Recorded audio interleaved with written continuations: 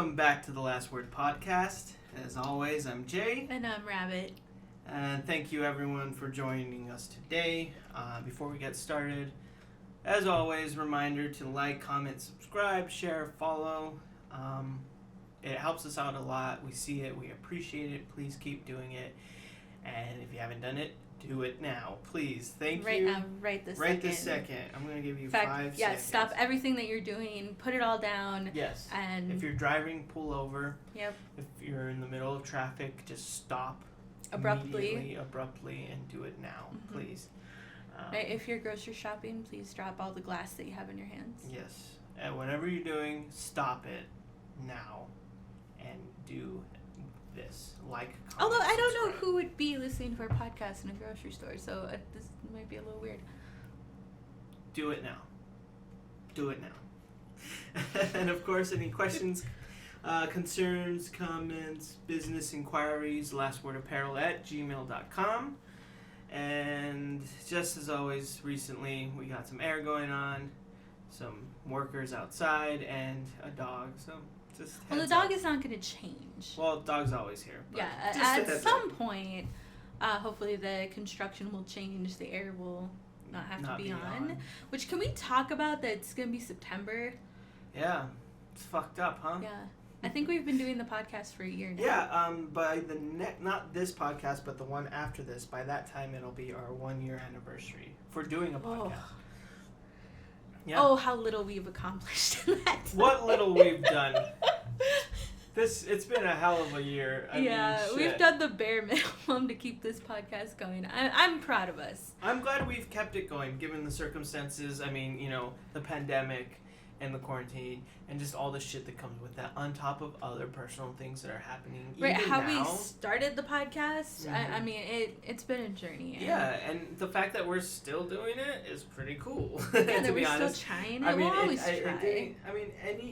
Any step is progress, so whatever little it is progress. We haven't made leaps and bounds or anything like that, but we've made steps, and that's a good thing. And I'm proud that we kept doing it, honestly. Like, 2020 has been a fuck of a year, you know what I mean? It's been just all hell, and for so many reasons, even stuff happening now, you know what I mean? Like, there's the big world picture stuff, and then there's small stuff and personal stuff. It's just been fucking crazy. Well, I think that's the good thing about it, about everything that's happened, is you and I, as people, keep just trying to do better than we did the day before. And that's what's kept us going, and that's what's kept us sane, and keep wanting to try harder and do more things. Yeah, so we've kept it going at least, and I think at this point, for this year specifically, that's all we could do. Yeah. But we can talk about that on our 1-year anniversary. We can talk about that. We can go into that all of that later. stuff we went through, everything we're doing, and hopefully where we want to be in another year, or things we want to do. But we're almost there. And it's September. Yep. All right. So it's been hell of a couple of weeks. Yeah. Well, we had How to you skip doing? last week, or the last podcast, just because there's so much going on. We didn't literally have time to record, and I was going back and forth and debating, the update to this, the update to many things. Yeah, there's some things we won't talk about, but some things there's some we things will. we're going to. But no, like, I remember we recorded a podcast, and I mentioned that, I don't remember if it was the last one or the last one before that. 2 podcasts. Yeah, that I wasn't going to update my relationship status on the podcast every single time that it changed. Right. Just because it had changed over a few times in that, and I felt like it was getting kind of like dramatic. Yeah, dramatic and kind of like impulsive, maybe. Yeah, it just didn't look good, right. or like feel good. Yeah, it didn't feel good. I felt kind of like, I don't know, slutty maybe. No. Well, we all know. I mean, we all know you're a hoe. So. Wow, thanks. Anyway, but this kind of came out of nowhere. I'm a hoe too. It's okay. I mean, yeah, I'd Mr. be more of a Tinder hoe. And Bumble. Well, okay. it went nowhere. For people who listened to the other episode, obviously it went nowhere. Yeah, nothing. I would be a hoe if I had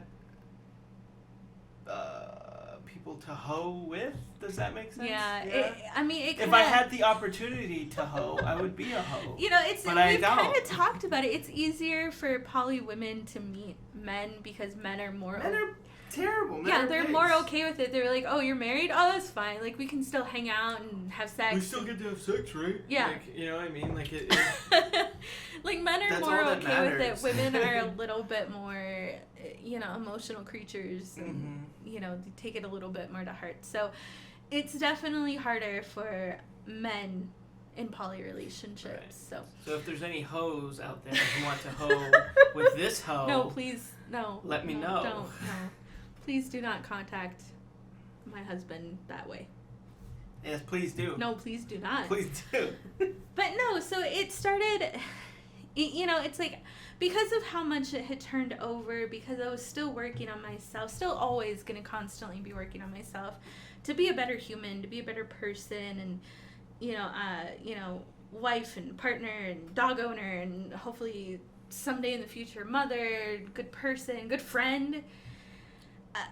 I was ready to leave not leave necessarily the lifestyle of poly, because we'll always be poly in our heart, even if we're not dating people. Also the kinky world, which I'm not ready to talk about on the podcast, maybe another year. No, but I don't know if our friends want to hear that kind of stuff. It's weird, because our friends are the only people that listen to us. But I was kind of ready to leave the life for a while. Mm-hmm. I was going to take down all of my profiles, and I was just going to live as me and exist in this world and just try to, again, keep doing the stuff that I said before. Be a good friend, be a good family member, wife, and just try to see what comes my way later on. And 3 days later, like, I stopped talking to someone who was kind of being kind of a douche. Like, he was like, what do you guys call it? A neckbeard. Mm-hmm. And it wasn't appealing to me, but we kept trying to talk. I kept thinking it'll change, and, like, I ended that conversation. Like, I ended that, negotiations before anything moved forward. And I was like, you know what? I think I'm done. Like I said, I think I'm going to leave the lifestyle, and I think I'm going to just try to exist and work on myself. Right. But to explain it, for those who may not know, a neckbeard is... kind of an awkward guy mixed in with... he thinks he's... It's a combination of a lot of things, like a nerd, all this stuff, who's into a lot of things, like typically into a lot of things like video games, D&D, anime, all the nerdy things, but it's all the toxic aspects of those things in a person. Yeah. Right? So the term, I think, neckbeard comes from, like, a beard, someone having a beard, right? Like, I have a beard, but someone who doesn't trim the beard. Yeah, so and it goes all the way down on their neck. Yep. So implying that an uncleanly... And I don't know why I'm making the motion that it's on my neck when nobody can see that. They can feel it in their hearts and souls. It's there. So also implying uncleanliness to them. Yeah, and unfortunately, the stereotype, they're also usually a bigger guy. Yeah, typically a bigger guy, but really neckbeard is not so much a person or a look. I mean, it can be, but it is more so a attitude. Yeah. And that's the more important side of it, and that being, like, a very entitled man who thinks, everything should be for him. Yep. Women are for him. And, like, very much like, this is how I want my girl, this is how she should look like, this is how she should present herself, all these things, weight, whatever, height, all these things. Absolutely. But coming from a person who doesn't do those things for themselves. Yeah. So just, like, a very entitled, arrogant, just dirty, gross person. And he mansplained things to me all the time. Right. And it's just like, I know what this is. Arrogance, I know what this is. Like, I know and what a lot doing. of times they say, like, really, like, they think they're very classy, you know? Yeah. But so they talk like it, but it just comes off as just awkward terrible and awkward. Creepy, like, they'll say, like, the stereotype now is, like, milady. Yeah. Hello, milady. But, like, they literally say that and talk like that. Yep. They'll be like, I don't know. They wear fedoras and they think it's classy, but then they just look stupid. And Yeah. it's the whole thing. Yeah. So they're like, I listen to jazz, and if you listen to the radio, don't bother talking to me. And it's like, dude, you just exactly. like look at yourself. You know what I mean? So this is the kind of person that I was talking to right before, and I ended it. You know, we had a phone call. We had a couple of phone calls talking, and at first, you know, I was like, well, maybe he's just nervous or something, and it wasn't nerves. So I ended it, and after I ended it, like I said, it was just like a few days, and I was like, I'm ready to leave. Like I'm ready to take a break, and you know, I've had a lot of turnover, and the podcast knows this, our listeners know this, and I was just like, all right, you know, this is it. I'm good, yeah, for now.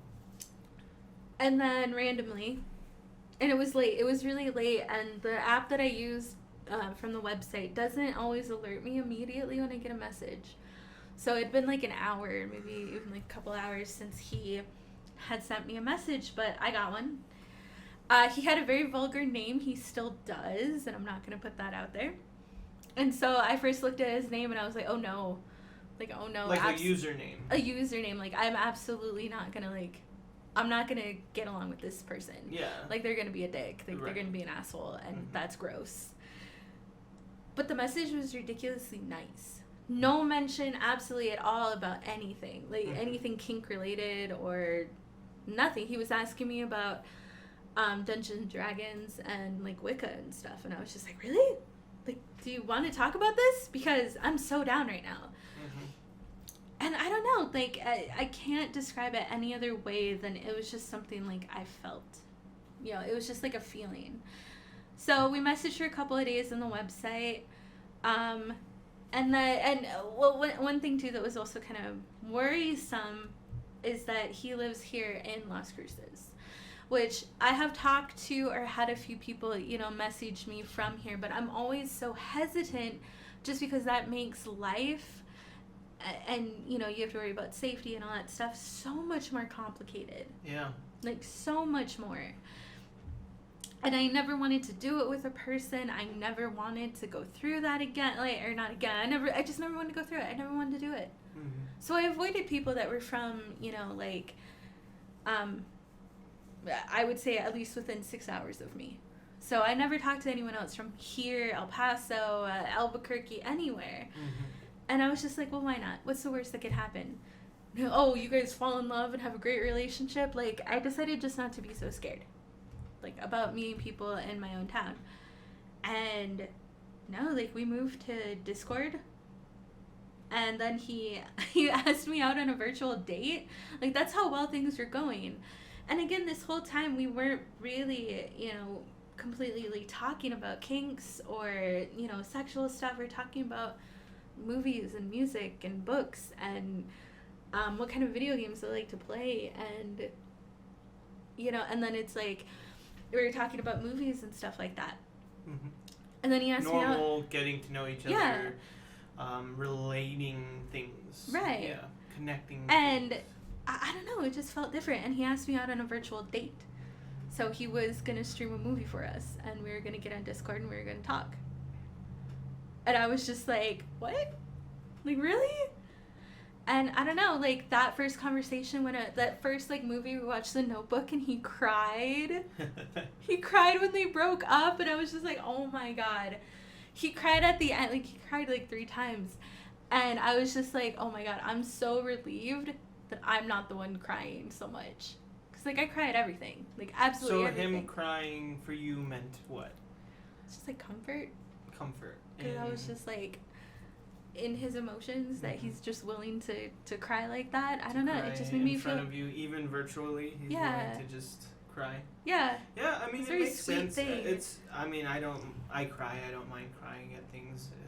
But, like, it is definitely for the stereotypical thing or the way society has forced it is, like, men cannot have emotions. No emotions except, like, anger. Right. The only emotion you're allowed to have is anger, which is so fucked up. Anger toxic. or protection.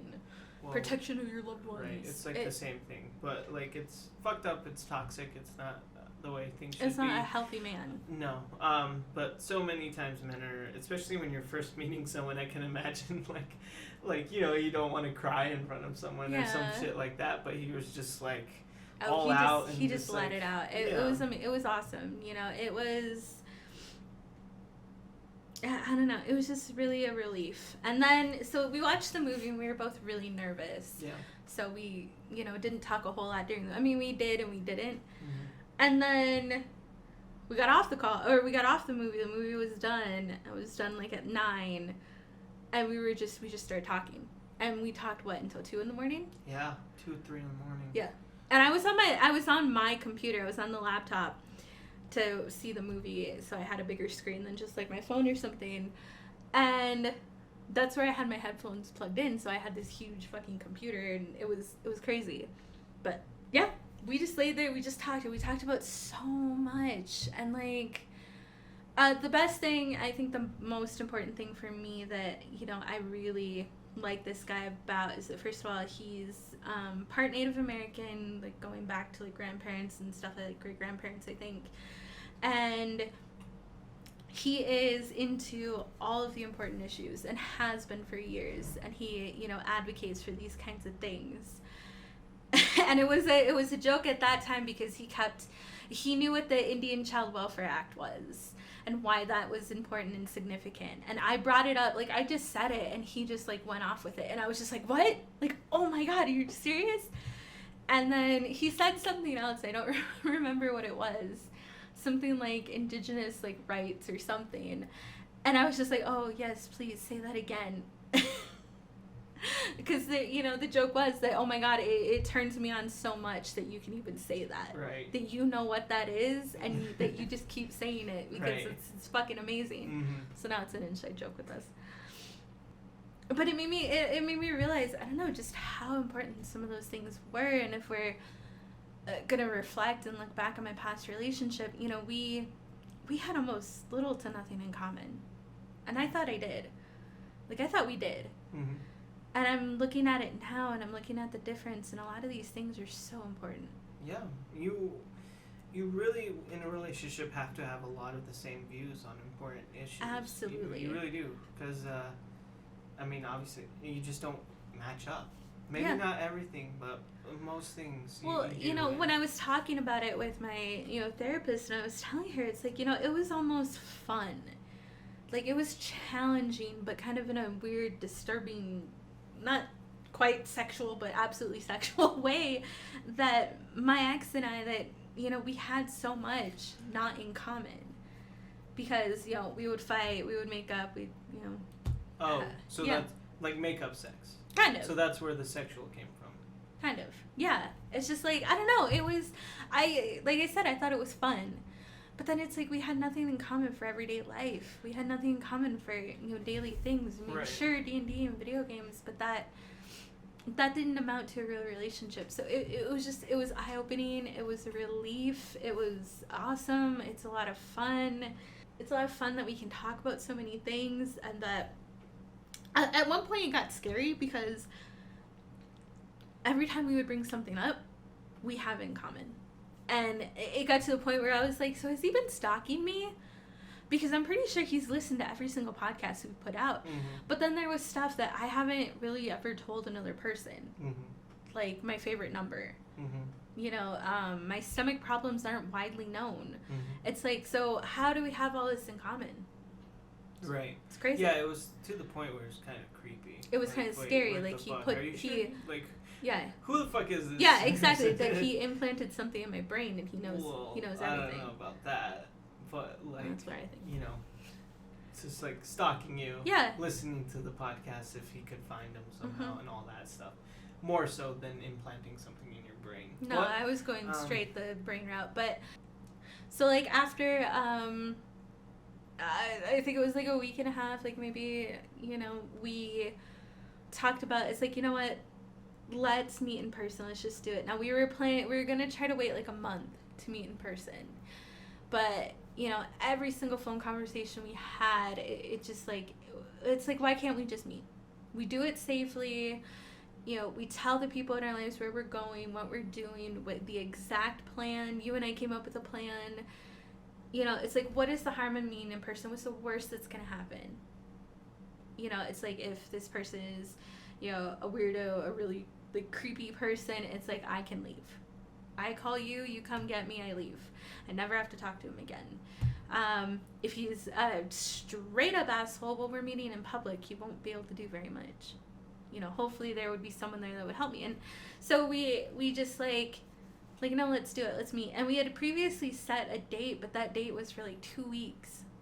And I was just like, no, let's do it day after tomorrow. And we did. We met in person. We met at a cafe that you and I used to go to a lot. And they were a lot cooler a few years ago. But since then, they've gotten new owners, and they've kind of went a little, like, what would you call it? Like, yuppie? Mm-hmm.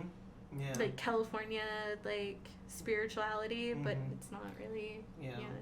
It's like corporate spirituality. Yeah, exactly. That makes sense. Exactly.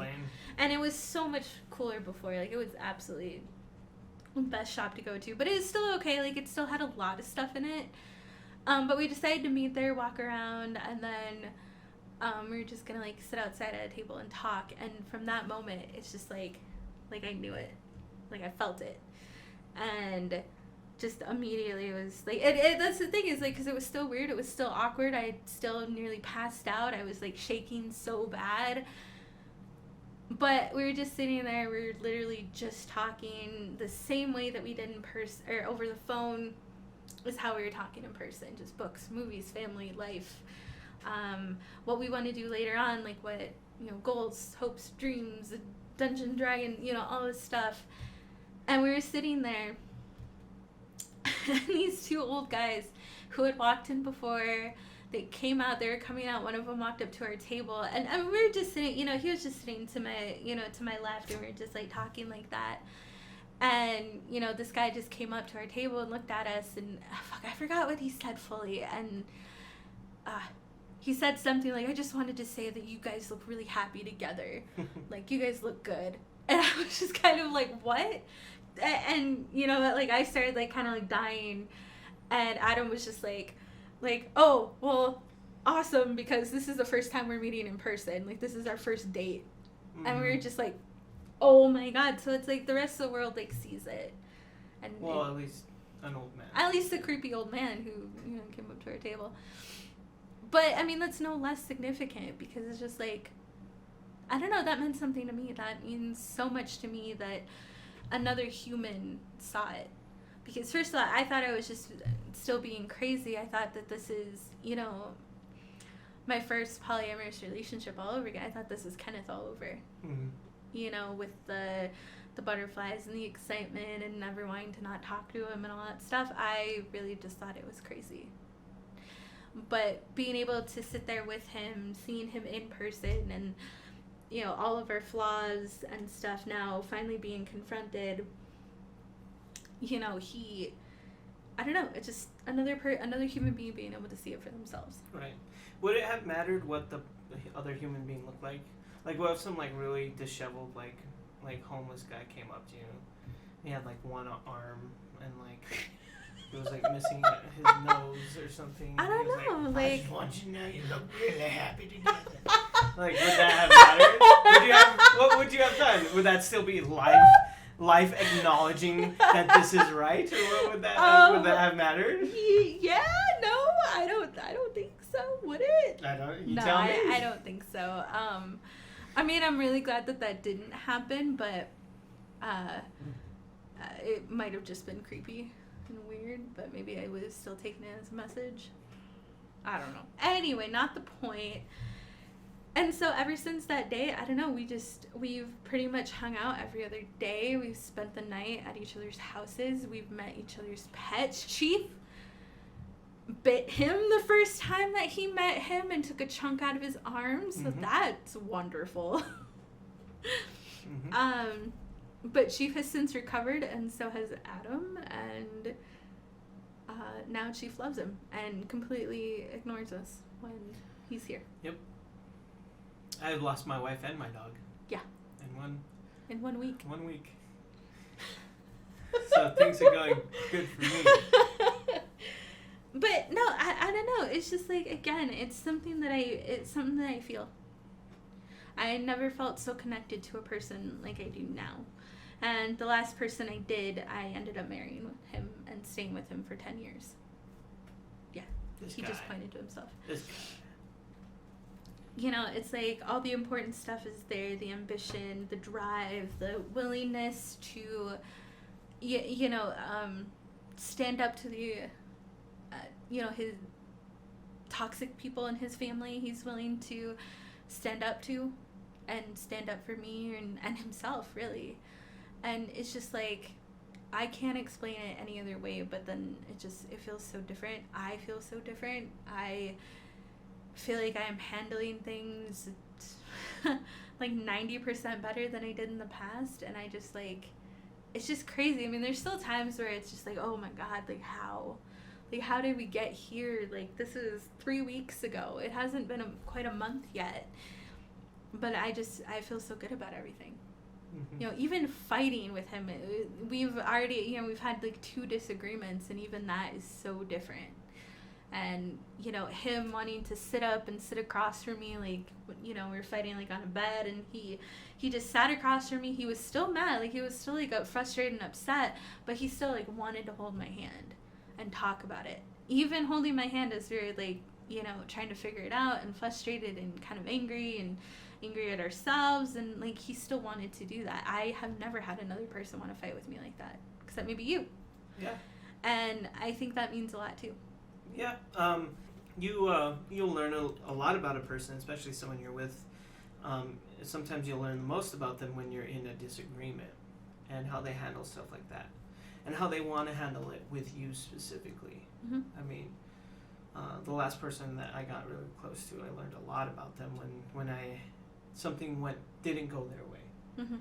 And so the fact that he's able to and wants to sit there with you, actually talk to you, mm-hmm. no screaming, no fighting, right. And still be there with you. Be intimate and affectionate without it being sexual, right. Which is it's a narcissistic tactic. Mm-hmm. It's a toxic habit to be like, oh, I know we're fighting right now, but I want to kiss your face off. Right. Which it's also in past relationships has happened. Right. So to just be able to want to communicate is a good thing. Yeah. Yeah. So, I don't know, I guess this big long story that went way longer than I thought it would, mm-hmm. just to tell you that, just tell our listeners that I'm seeing someone in person. Rachel has a boyfriend in person. This is the first physical relationship we've had in our polyamory, in person. This is the first one. Yeah, we've never done this before. You and him. I'm not in it with you guys. It's not a 3-way. No, he can join us if he wants. I'm good, thank you. No. I'm okay. No. Gross. Ew. Weird. But it's like that's Yeah, I don't really feel like spit roasting my wife. So. What does that mean? Just don't. I'll explain it to you later. No. No, please don't. So it's you and him, obviously, but it's in some way this because I'm here too. Well, the way that we're looking at it, the way that we, even you and I wanted polyamory to be, the ultimate goal, the dream, if, we all do this, is we did want to make a family of sorts. Mm-hmm. I wanted both you and my partner to get along. Mm-hmm. To at least be very, friends would be ideal, but not friends, but yeah, be able to have dinner together, be able to watch movies together and go out and do stuff like a normal family would. Right. And it's like, that's what we're looking at here. That's what he wants. That's what I want. We're trying not to move too fast, but we're also trying to kind of prepare ourselves of like what we want in the future. And we've already talked about, what does it look like if we move in together? What does it look like us, like when? And so it's like, no, we want all of that, but we want it at the right time. And I think the biggest thing right now, it's like, I know how Adam was feeling before, he was living in Georgia before he came here. to be with his family and help, take care of them. And, he was feeling very isolated, very lonely, and he felt like he made the wrong decision coming back, or coming here. So it's like, yeah, we want that family, we want that togetherness, we want, all three of us, and eventually, like, if you meet someone too and your partner, we want all of that. Mm-hmm. He is here for me and because of me, and of course, if him and I were to break up, he's not just going to stick around for you. But, it's like he's here for both of us. And, we can be there for him too. Yeah.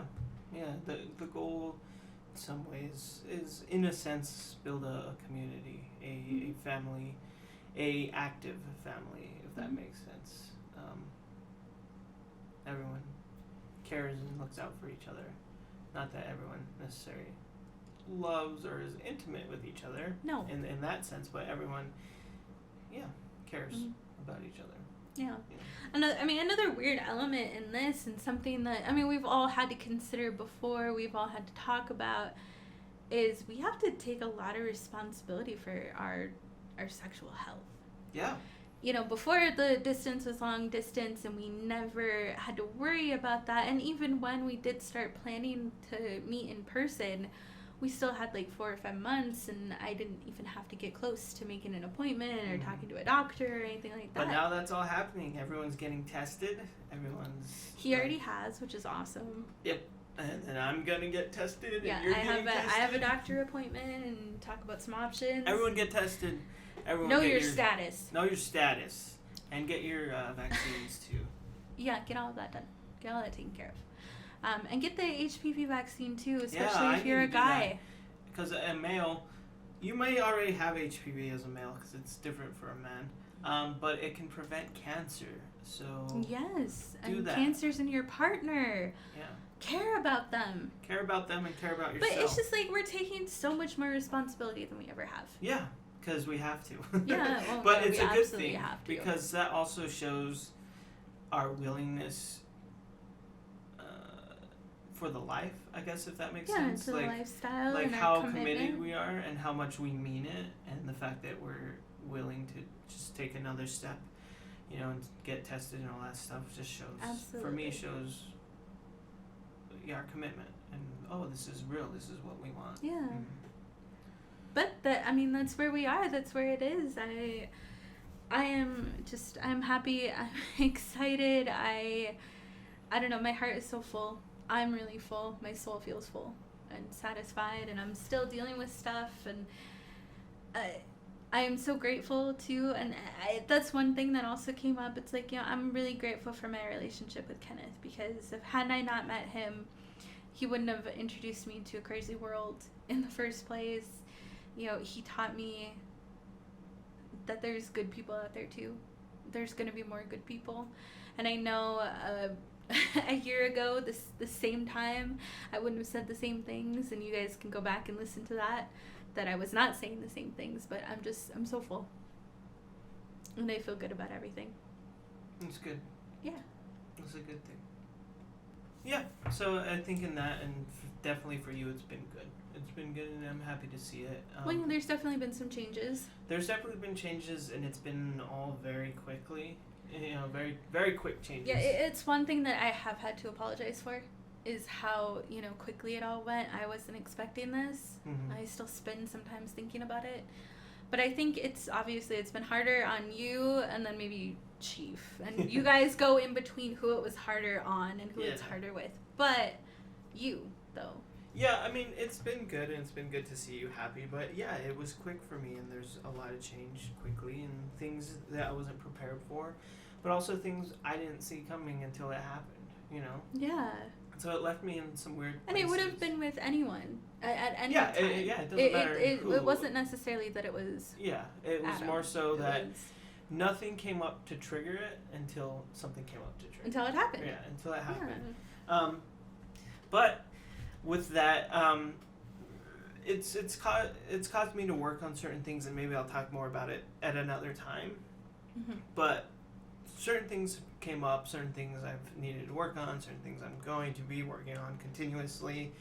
But it made me think a lot about I don't know, recent things in the past, your last relationship and how it affected me, realizing that it fucked me up more than I thought it did. Even like I wasn't in it, so in some way I thought it didn't affect me that much, but it actually did more than I thought, and that's coming now, making sense. You know, that's happening now. Well, you know, I had a year and like 3 months to deal with it.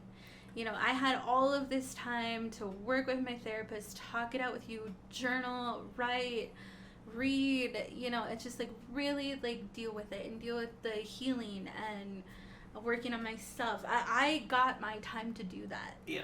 But then you had to stand in as support for me. Yeah. You know, and listen to me, calm me down, listen, crying every time something different happened or something new. Mm-hmm. You're the one that had to be there for me. Yes. You didn't get time. And that you know, not that any of this is wrong, because that was fair. That was more than fair that I had to take all this time to deal with it. But then I didn't think about, and I feel bad, and that's, again, like I kind of had to apologize for it, because I didn't think that after I healed and after I met someone else, then it would be your turn. Yeah. You know, and I know that in polyamorous relationships, the breakup isn't just about the two people that were involved, it's about the whole unit. Mm-hmm. And it really did affect you a lot. Yeah, it fucked me up. You know, so in a few different and that's ways. coming up now. And it's happening now. Unfortunately, it's happening as you're getting into a new relationship. So it's, I don't know, in some way, you know, I wish I would have thought of that too. In some way, I wish I would have thought like, oh, this is going to affect me more than I think it is. And I actually need more time than I think I do. You know what I mean? But I didn't think that, and then it happened, and then you're in a new relationship, and then it was like, well, it's too late. But now I'm also dealing with this. Yeah. So now I don't know. We should have worked do. on it together. Yeah. You know, at the same time. And in some way, it's like I didn't think I needed to, but I was also kind of like taken in by having to play that support role. So I wasn't really, in some way, I wasn't really thinking of myself and how it was affecting me. Yeah. But now I am. Well, now here we are. It is. Now it is, and I am, you know. But it's okay. I'm already, now that I see it, I'm already can like work on it already. But I'm going to do more to help with that, and it's just going to be a process. But yeah, it made me think of recent things. It made me think of like how we even talked on here, recent friends we've lost and stuff like that. Oh yeah, I'm still losing friends almost weekly. Yeah, and like so. Thank fucking God, get off my Facebook. I've been journaling. Sorry, I had to add it in here. Anyway, I'm really mad about this. I've been journaling and just, you know, getting my feelings out in that way. And then I've been, like, with one particular friend, I realized, like, there was a lot that I didn't say, obviously, in how it ended. And I didn't get a chance to say anything. But also realizing, like, I never got to. And I probably never will. So, like, I wrote out this whole, like, message, letter, or whatever it is. Just like how they say, write a letter and don't send it. Yep. So I did. And if at the end of it, I was like, maybe I should send this. But I didn't, and I'm not going to. Yeah. And I'll just leave it at that. But it was, it's so weird. I mean, everyone has to give themselves time to feel things. Yeah. It's real easy to just pack up and move on. You know what I mean? Just be like, oh, that's over. Let's go. You know, I'm fine, and just keep, for many people, keep walking. And not be everyone like, I'm is okay. like that. Well, no matter who you are, eventually it catches up to you. Yeah. You know, there's going to be a point where it's just going to hit you, and then you're like, fuck, I'm not okay, and this is not okay, and I don't like how that ended. And I don't like you, and like it just all kind of like, you know what I mean? Yeah. It all kind of. I had that. Mine was much later. Mm-hmm. You know, mine was at the beginning of July. Yeah. And I actually got rid of, either completely got rid of or burned, letters, and just completely got rid of them. And I even wrote that letter, the letter I'm never gonna send, and burnt that too. And it was again such a relief. I felt sad and hopeful, and I felt really good. Yeah, that's a good thing. Yeah, and that's my point is, you know, people need to give themselves time to do all those things, and in some way to properly say goodbye, even if you're not actually telling the person goodbye. If you can't talk like to that it's person. allowing yourself to let things go, or to let someone go, or whatever it is. It's allowing yourself to go through the process, whatever it may be, of closure. Yeah. And I don't know. I mean, typically, I don't think people do that, as you know. But you do. You need to. Yep.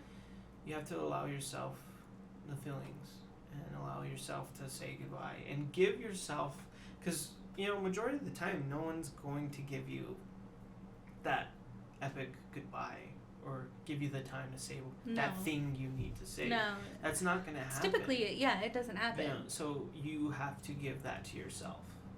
Whether it's hurt or not, you have to give that to yourself. Because you have to respect yourself and know that, okay, like, just because a day happened in person or something's over already doesn't mean that you don't deserve proper closure in some way. And so you have to do that for yourself. Yeah. I think it's healthy. Absolutely. And just part of the things I'm learning and going through right now. But with that, I did write that message or letter or whatever it was. And so I think I'll read it. And it's not going to be specific to a person. It's not going to say any names or anything like that. If somehow the person heard it, they may know. That specific person might know, but maybe not. You know what I mean? So it's going to be okay. I'm not necessarily airing out dirty laundry in a sense. I'm just going to read it, and I'm going to leave it at that. Yep. And that'll be it. I don't know. People may judge me or like how I write or whatever, or who knows what, but I don't care. So that's that. Awesome. Go for it. Hey, I have a lot to say, and you don't have to take the time to read it, but I felt like you deserve some sort of explanation. I'll tell you now that you don't have to reply to this, and I hope you don't feel obligated to. With that being said, let me explain. What made me upset was at first what I felt like were offensive posts by you on a day when a specific cause needed either support or silence. There's more to the entire situation, but right now that's not the point. What I realized was at first surprised by these posts, especially coming from you. Then I also realized that I didn't want to see these posts anymore at all. So before I could be any more angry or have complete resentment for you, I unfollowed, unfriended, and left it at that. That entire situation, though, made me think. Think about that day, think about our friendship, and think about you. I want you to know that you never did anything bad, hurtful, or mean to me directly, but there are instances when our friendship was, I feel, not a priority. I feel that you lean on tendencies that can be potentially toxic, and in some way are things that I would not want around me or in my life. Impulsiveness, flakiness, materialism, wakefulness, dishonesty, and unreliability, I feel, follow so much of what you do. I saw all of these things in a lot of the decisions you made for your life or for yourself, and it makes me wonder, who are you really? I feel like you're a person in pain. I feel like you live with constant unhappiness, and you're always trying to fix it by buying things, taking trips, changing careers and life goals, and putting yourself into other projects. But I don't think any of that is ever enough. I know that a big part of this is attempting to figure out who you are and where you fit into this life, and I would never fault you for that, ever. I still feel, though, there's more to all of it, and I think only you know the full extent of where it goes and how deep. The day that I decided to unfriend and unfollow sums it up, I feel, perfectly. Your first post was a picture of an excerpt from a book. It spoke of trauma and specifically women who have gone through trauma. Your next post was you attempting to do a slow motion hair flip in a pool with a tasteless coronavirus joke in the description. Your last post was in support of police officers on the day that was supposed to be in support of those murdered by them. Looking at these posts made it seem like they could have been posted by 3 separate individuals completely. Honestly, it confused the hell out of me. I feel that undoubtedly you are a good person who has the ability to love and care deeply, but you are also a person who is unsure, unhappy, and maybe even in pain. What traumas did you have to go through alone? What love did you not receive in time or not at all? I fear there is an answer to all of these questions, but I fear even more there are no answers at all. I may be completely wrong, off base, and out of line, and God knows I'm not perfect, but this is what I saw and what I felt. Again, please know that you don't have to reply to me at all. I'm not doing this to start a fight or hurt you, and if I have, I'm genuinely sorry. I'm just tired of hiding my feelings, and holding my tongue for people that I used to care about. Thanks.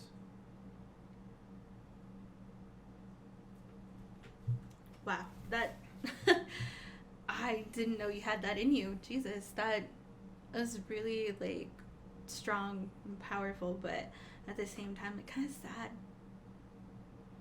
Yeah. Like it makes me feel like all those things at once. The brutal honesty, talking specifically about what upset you and why. But then there's like I said, there's a power in it. But it's also really sad. I think it's awesome. I think it's amazing. And if it weren't too specific to this person, I'd say send it, because it's something I would have done. But no, I love it. That's awesome. Well, that's where it'll rest. That's where it'll lay. In my phone and on this podcast, and that'll be it. Mm-hmm. I don't know if I come across as someone who doesn't pay attention, or I mean, I see everything. Yeah. And I think I see and understand and notice more than people think I do. Yeah. But I get things figured out pretty quickly, and I get people figured out pretty easily too. And I understand too. It's not a cold, like methodical, like figuring someone out, like blah blah blah, toxic thing. It's like it's more of an empathy and an understanding. Yeah. Like I get who you are because in some way, somewhere I've been there too. Yeah. Well, it's like you and I are both ridiculously observant. Mm-hmm. We're hyper observant sometimes. A lot of that does come from our past and trauma. Mm-hmm. That we can feel people. We're empathetic, and we're empaths, and it's like both you and I know that rooms change, and that we walk into them and we know exactly what kind of day it's gonna be, or what kind of dinner this is gonna have, or what so it makes a lot of sense that you saw these 3 posts and you felt so oddly about them. You could feel it. Mm-hmm. So well, like I said, with people in general. That was the perfect summary for the friendship and the person as a whole. That day was the perfect summary. Yeah. And we've talked about this off mic, I guess, a lot. Like, especially in the last few months when that movement started. Mm-hmm. And it's something I had been holding in about this person. I thought they were a great person. They were always really nice to me. Mm-hmm. But just something felt off. Where I was coming from and what I was coming out of and where I am now, it felt so strange. Mm-hmm. It's just like some of these traits, they're not quirky, they're not cute, they're not fun loving, like spontaneous human. This is bad. Like these are bad things. These can be very bad things. Yeah, these are, like I said, potentially toxic things that you really don't want in your life or in someone else's life. Yeah. And yeah, I mean, and I know part of it comes from because this is someone who I genuinely cared about and loved. Yeah. This is someone who supported me in a lot of ways. But when I stopped and sat down and thought about it and like looked at everything as a whole, I was like, oh, no, like this isn't good, Yep. and these things specifically, not good for me, Yep. and not good in general, unfortunately. I think we all need to take the time to look at these things, not only in our friends or people around us, but ourselves. You know what I mean? Look at yourself too, and look at your behavior too, and see. Sometimes we're assholes and we don't know we are. Yep. And there's never too late to fix things and work on things and change things. Never. And just do your best. We've all been through something, or we're all going through something, and I guess what makes the difference is how many of us are actually willing to be honest about them, first of all, and then want to change them. Yeah. I mean, sometimes it takes a big event for you to be able to look back and reflect on yourself. You know, it took me losing someone that I really cared about to finally be like, wait, I'm fucked up. And I'm fucking other people up. Right. And not that it would have kept us in a relationship longer, or we would have still been together today, or everything would have been different and wonderful and amazing. It just would have made handling all of that better. Yeah. Had I saw it before and worked on myself. And that's why I'm saying that now. It's like you can skip the big event. You know, skip it.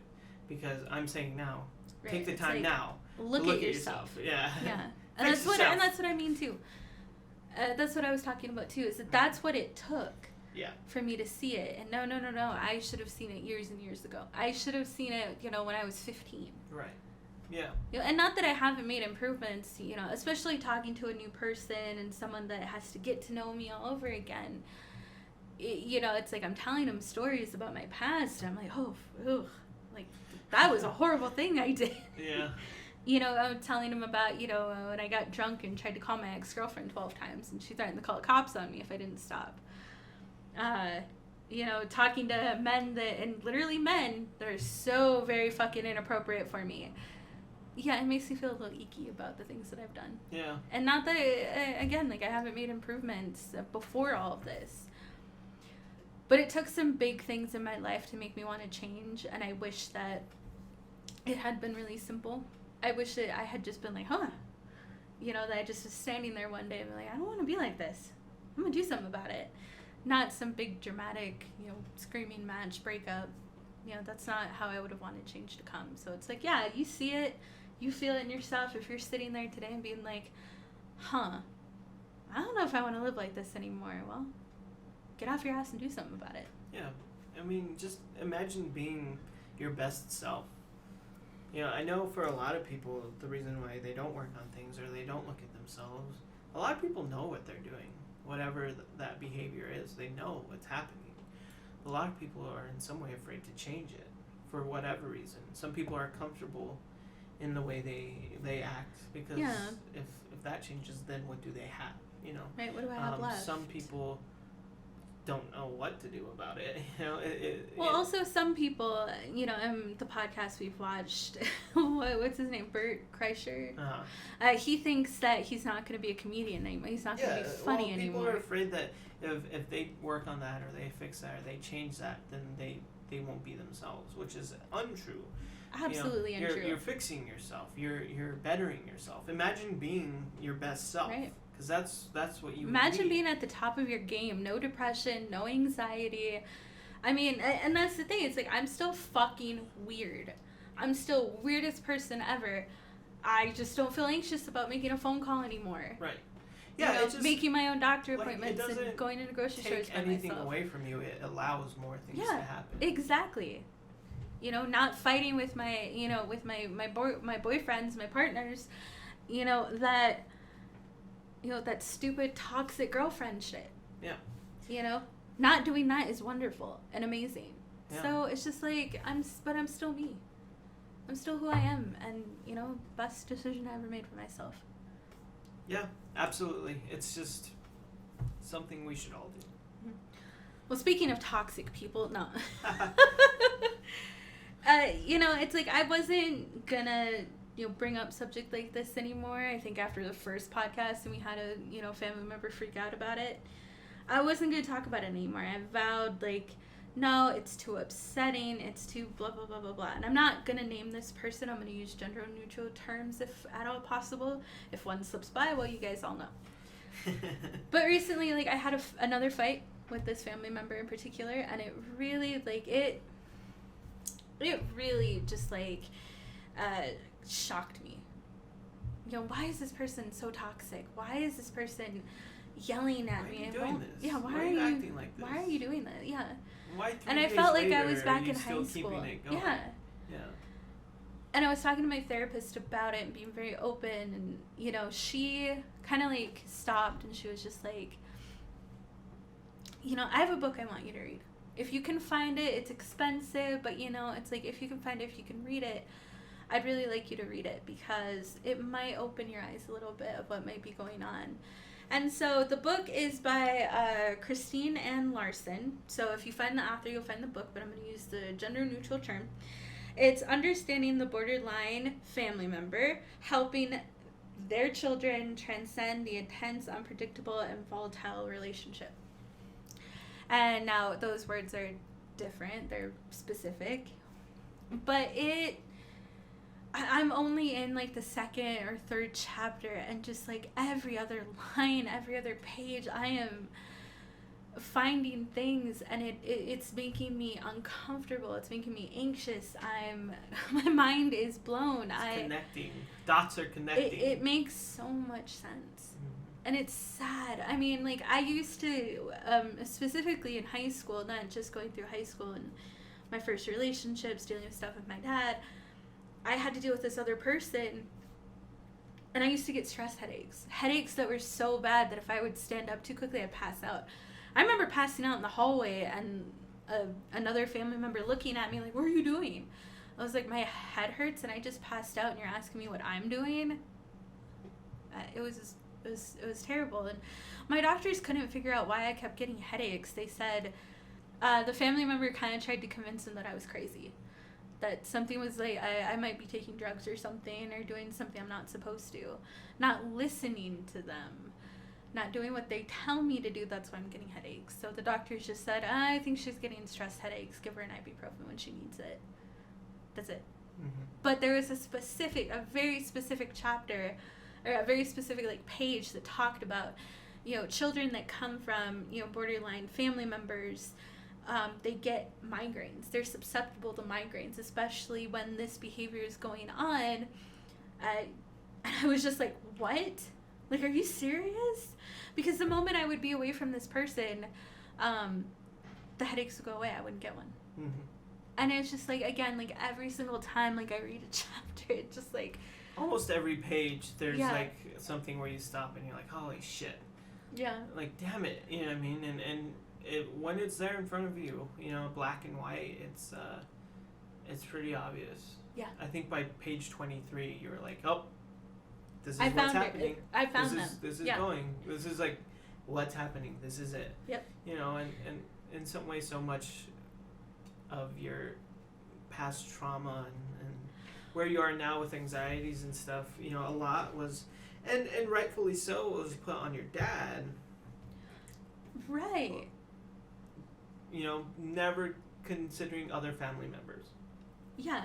Well, and that's what I'm talking about now. When I first met Adam and I was starting to tell him a little bit more and more about my family, I was telling him the way I explained it, and the way, I explained it to my therapist is just like, I have so much trauma from my father, and we've never talked about that on the podcast, which I kind of should. I think you've touched on it a little bit, right, but not like fully. I mean, and I'm sure people can kind of, he was a very abusive, rageful, angry person, and he was verbally and physically abusive to my mom.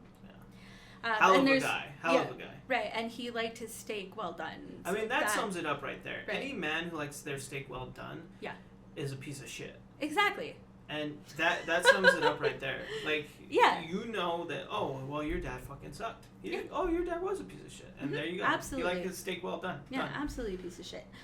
But it's like I have so much trauma from that, and I've spent more than at least half my life trying to figure that out, getting to the point where it's just like, okay, well, that's okay now. Well, now there's another family member that I never had to deal with, and I never even thought. I made excuses for their behavior, or just outright ignored it. Which is typical for a borderline person. Yeah. And someone in their life. Yep. Whether Which I also found out from this stupid family book. Member, friend, relationship, any of that stuff. And now it's I've had to come to terms, and I've had to start looking at that now I have to deal with this, and I have to work on this next part of what causes a lot of some of my problems. They talked about how children who grow up in these households like this, they have anxiety from a really young age. They're almost born with it. Mm-hmm. And I certainly was. Every time I talk about my anxiety disorders, I remember being 6 and having anxiety. I don't think that I've ever been able to sleep normal since I was a child, like 6 years old. Mm-hmm. Like, I've never been able just to go to sleep at night. And multiple reasons why. But, you know, it's just like I don't know. This book is all too real. It's all too mind-blowing, and it freaks me out. And I try to read about a chapter or so every other night, and it is just like, it's hard. It's hard to read. It's my therapist recommended. Not an easy read, no. Especially if you've lived or are living with someone like this. Yep. And it yeah, you know, this person, unfortunately, another part of it, passed some of these traits to me. Which is also another thing, is that if you have a borderline parent, usually you inherit that disorder. Typically, one of the offspring is going to also be a borderline person. Yes. Now, my therapists from the past and now have kind of all agreed that I do have the traits, and it's a lot of the stuff that I've been working on, and I'm not 100%, but I am better. Mm-hmm. And reading this and dealing with this trauma is also a big part of that. But yeah, you know, this has kind of affected my whole life. I felt so weird about it. I have felt so weird about it. It's a crazy thing, and borderline itself, borderline personality disorder, is crazy. Like, it's more prevalent than people know. It's more prevalent than even like psychiatrists and therapists think, because a lot of times people will chalk it up, doctors, therapists, psychiatrists will chalk it up to depression or bipolar. It's often some like misconstrued as something else. Yeah, misdiagnosed. But misdiagnosed, as something else. But the root is borderline personality disorder. It can show other things: depression, anxiety, stuff like that. Right. And there's different, there's the different spectrums to it. Exactly. You know, it's like the biggest example. It's not all one person. That they give in this book is, what was her name? Joan Crawford. Yeah. And, everyone knows Mommy Dearest, or at least you should. You should if you don't. And, they keep referring back to her daughter, mm-hmm. and how abusive her and her brother were treated. How much abuse that they had in their life. And it's just like, but there's a spectrum, mm-hmm. because she was so violent and rageful, but then there's, other people that act a little differently. Yeah, it's another reason why it's so hard to diagnose, because it is a spectrum. Mm-hmm. Not one person who has it would be exactly the same as mm-hmm. the other. But it's out there more than we think. And yep. It's very interesting. Absolutely. So yeah, this book is changing a lot of things in my mind and kind of freaking me out. I never thought I'd relate to a book so much. Yeah. My therapist recommended that I journal through it, so I can put a lot of my thoughts on paper and hopefully get a lot of it out. She also said that this book was going to be really heartbreaking and possibly intense for me to read, and that it might, really kind of, for lack of better terms here, mess me up, because I forget what she said. It might really fuck me up, and that if I need extra sessions between our sessions, that I should call her and make an appointment. It's just crazy.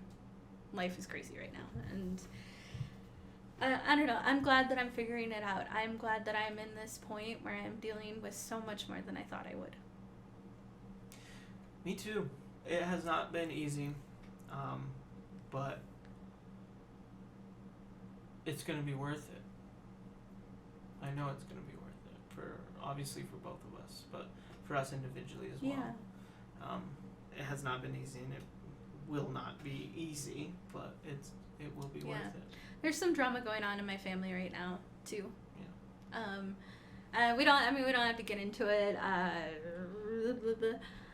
And that's how it feels. It just feels like a jumble of noises and words.